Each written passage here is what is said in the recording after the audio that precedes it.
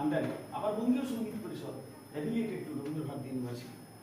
আমরা কেউই এর অগ্রাহ্য করতে পারবো না বা এর সার্টিফিকেট দীর্ঘ প্রায় 60 বছর, প্রায় 60 ঊর্ধ্ব, মানে 60 বছরের বেশি। এটা সারা ভারতবর্ষ ব্যাপী। ইদানিংকালে স্যার বলছিলেন ভারতবর্ষ ছাড়িয়ে বিদেশেও এই সংস্থা, বঙ্গীয় সঙ্গীত পরিষদের সংস্থা ছড়িয়ে পড়েছে। আমি নিজে অভিজ্ঞ, আমি নিজে এরপর 7th ইয়ার পরীক্ষা দিয়েছি এবং আমার সেই পরীক্ষার রেজাল্ট আমার পরীক্ষার ক্ষেত্রে সেখানে নাম্বার যোগ হয়েছে, আমি যখন চাকরি দিয়েছিলাম। শুধু তাই না, আমার অনেক ছাত্র সঙ্গীতা পাহাড়িকারী তারা যখন 5th ইয়ার দিল অ্যাডমিট কার্ড, এর 5th ইয়ারটা তখন এতে যুক্ত আমাদের এমপ্লয়মেন্ট এক্সচেঞ্জ, সেটা যোগ করা হয় একমাত্র বঙ্গীয় সঙ্গীত পরিষদের সাথে। অনেক সঙ্গীত, অনেক পরিষদ আছে। ইদানিংকালে অনেক ব্যাংকের ছাত্র অনেক পরিষদ হয়েছে, কোনটা 10 বছর 15 বছর পুরনো, কিন্তু এটা কিন্তু একমাত্র অ্যাফিলিয়েটেডটা, এর গুরুত্ব বিরাট। 3rd ইয়ার পর্যন্ত যেটা হচ্ছে সেটা হচ্ছে ডিপ্লোমা ডিগ্রি, 5th ইয়ারও আছে একটা ডিগ্রি, 7th ইয়ার ডিগ্রি আছে, 9th ইয়ার পর্যন্ত আছে। সদ্য 7th ইয়ার পরীক্ষা সার দিয়েছে।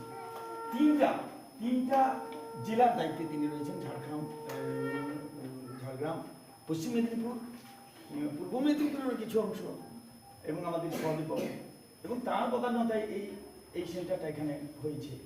আমি যখন শিখেছিলাম, নিজে ড্রয়িং পরীক্ষা দিতে গেছিলাম খড়গপুরে, তার সাথে আলাপ হলো সদীপদার সাথে, সদীপ স্যারের সাথে। এই আলাপের পর থেকে তারপর আমি যখন 5th ইয়ার কমপ্লিট করলাম, 7th ইয়ার কমপ্লিট করলাম, আমার নামে অ্যাডমিশন এসেছিল। এটা কিন্তু অনেক আগে, 97 সাল থেকে। তারপরে আমার চাকরি টাকরি সূত্রে এই পরীক্ষাটা ঝুমেলা চলছিল, কিন্তু এখন এটা লাগাতারভাবে বর্তমান যে সংস্থাটা, আমার ছেলে প্রিন্সিপাল হিসেবে আছে শিবপ্রসাদ দাস, এই সংস্থা, আমি অন্যটা হিসাবে সভাপতি এখন আছি, সভাপতি। আর আজকে যিনি এসেছেন আমাদের দিদিমণি রীতা আচার্য, তিনি এক্সামিনার সঙ্গীত পরিষদের আন্ডারে তিনি এক্সামিনার পরীক্ষক হিসাবে এখানে এসেছেন, সারও পরীক্ষক হিসাবে এসেছেন। তিনি তো 3টা জেলারই মানে প্রধান এক্সামিনার হিসাবে তিনি থাকেন সমস্ত সংস্থায়। আর এখানে আমাদের স্যার রবীন্দ্রনাথ দাস স্যার, আমি খুব খুশি, তিনি এই বছর তাকে দিয়েছি, মেদিনীপুরে থাকেন। তিনি কলাবিদ্যার একজন অভিজ্ঞ এবং বসো নেওয়া হবে, বসো, কলাবিদ্যার অভিজ্ঞ শিক্ষক, তিনি আপনি এক্সামে এসে তাকে দিয়েছেন। আমি খুবই গর্বিত এই সংস্থার পক্ষ থেকে, তারা অনেক দূর থেকে সকাল থেকে এসেছেন, এই শীতের সকালেও তারা যথাসময় 9টার সময় পৌঁছে গেছেন। বরঞ্চ আমরা দেরি করেছি এবং আপনারা অভিভাবকরা সত্যিকারে সচেতন। আমি গর্বিত আমাদের ছেলেদের, যে ছেলে মেয়েদের এই আঁকাতে উৎসাহ প্রদান করে যাচ্ছেন। আঁকাটা মনের মধ্যেই, সকলের মধ্যে আছে, প্রতিভাটা আছেই।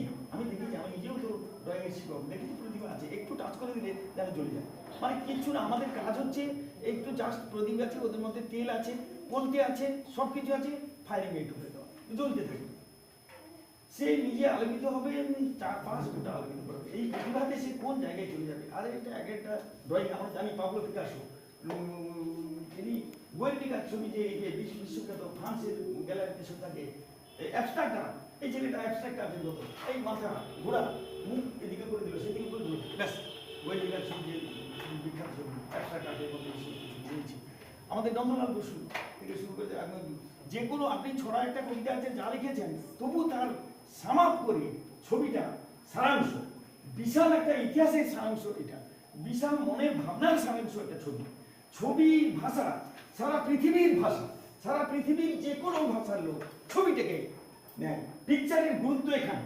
আমি ছবিটা দিয়ে দিলাম, আমি জানি না ইংরেজি ভাষা, আমি জানি না চীনের ভাষা, আমি জানি না জাপানের ভাষা, আমি হাজারো ভাষা জানি না, কিন্তু আমার ছবির ভাষা অল ইন্ডিয়ার যে কোনো লোক দেখবেন, যদি গ্রহান্তরে কেউ থাকে, সেও ছবির ভাষাটা দেখবে।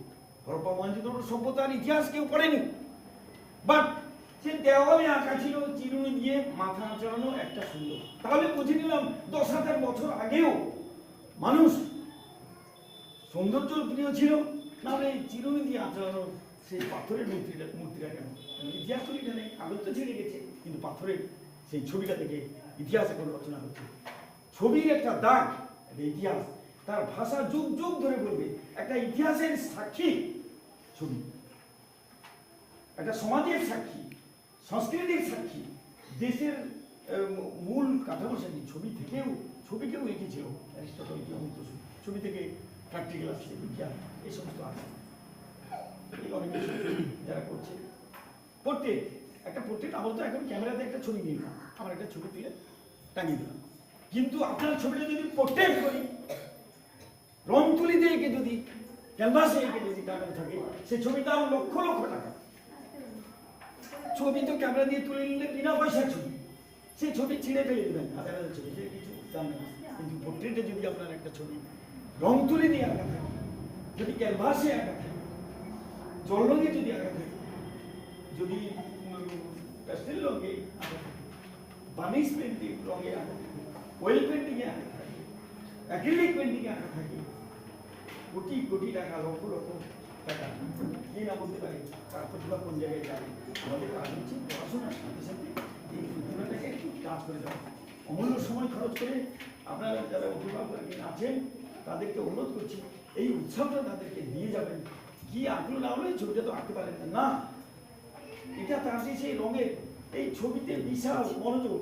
আমি নিজে ক্লাসে শুধু ক্লাস করতাম, তারপরে মাঠে চাষ করতাম, ক্লাসে ফার্স্ট পাই আমি, সব যত পরীক্ষা দিয়েছি জীবনে ফার্স্ট ফার্স্ট। সে আমি 5-1 থেকে 5 গ্রাজুয়েশন 5-6-7-8 সেন্টারেও ফার্স্ট, যতগুলো পরীক্ষা দিয়েছি আমি ফার্স্ট। কিন্তু আমি ওই ক্লাসে পড়া ক্লাসে হয়েছিল, আমাকে স্যার বলতেন যে আসু তুমি যাও তো পড়ে, ভূগোল পড়ালে হবে, তুমি একটা মানচিত্র এঁকে দাও। মানচিত্র তখন ক্লাসে পড়ে বিরাট মানচিত্র এঁকে দিলাম, এখন বলে দেবো কোথায় কি আছে, 22টা রাজ্য এঁকে দিলাম। এখানে এই শিল্পটা হয়েছে কেন হয়েছে, এখান থেকে এই শিল্প হওয়ার জন্য কাঁচামালটা এই জায়গাতে আসছে, এই জায়গাতে আসছে, ব্যাস ছবি দিয়েই পড়া হয়ে যাবে। আমি ভাষা রাত জেগে পড়বো, এখানে ছবি মাথায় আছে। আমি যখন পরীক্ষা পেয়েছি ছবি এঁকে দিলাম, ছবি লিখে দিলাম। একটা এসে ছিল বায়োলজির একটা পৌষ্টিকতন্ত্রের কাহিনী, টোটাল পৌষ্টিকতন্ত্র একটাই দিলাম। আমি তো ছবি আঁকতাম ক্লাসে, যত আমি ক্লাসে এক নম্বর আমার একটা ছবি এঁকে দাও, আমার নার্ভাস সিস্টেমের ছবি এঁকে দাও, পৌষ্টিকতন্ত্রের ছবি এঁকে দাও, ফুসফুসের ছবি এঁকে দাও, হৃদপিণ্ডের ছবি এঁকে দাও, কোথায় কি সেরা এখনো মনে আছে, সেল ডিভিশনের ছবি, মাইটোসিস, বায়োসিস, অ্যামাইলোসিস, তার যে সেলটা ডিভিশন হচ্ছে, আমি তো ছবি দেখছি লিখছি। ও এই যে ছবি, এটা এইভাবে হলো, ক্রোমোজোমটা 4 ভাগ হলো, তারপরে ভাগ হলো, আমার ছবি। আর তোমরা কি করো, ছবি যে জানে না সে মুখস্থ করছে হার্ট বলছি স্যার একটা মূল জায়গায় এবার চলে আসি। এইটা সব ব্যাপার আছে। তাহলে মোটামুটি আজকে সেই স্যারকে পেয়েছি, স্যারকে একটু পুষ্পার্ঘ্য দিয়ে সম্বর্ধনা জ্ঞাপন করছি, আপনি একটু দিয়ে দেন, বলে দেন আমাদের